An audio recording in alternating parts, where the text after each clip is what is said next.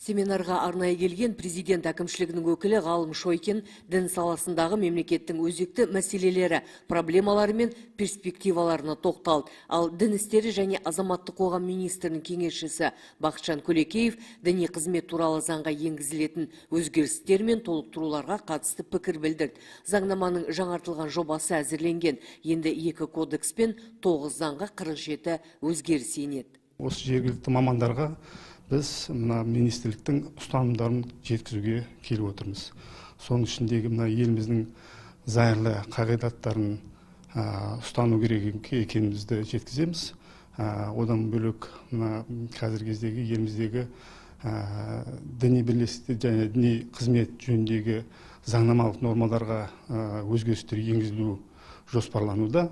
Соған жаңағы заң жоба дайындадық. Сол заң жобаның негізгі тұстарын, негізгі біздің ұсыныстарымызды жеткіземіз бе деген жоспарымыз бар.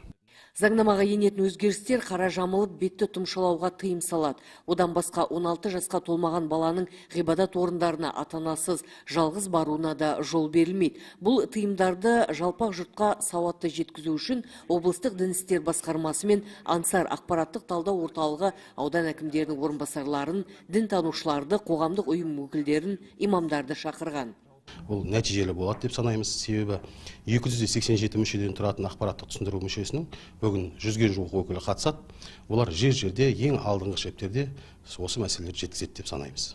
Сонымен де бұл кеңес бізге пайдалы. Семинар бұл 2 күнге жалғасады семинарымыз.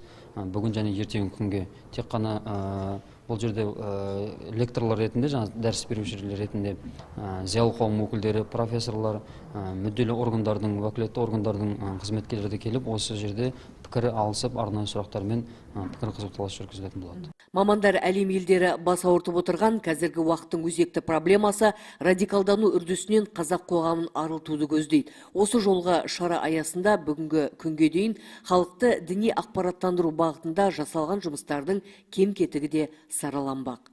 Венера Серғазина, Жанаділ Сағиев, Ақтөбе телеарнасы.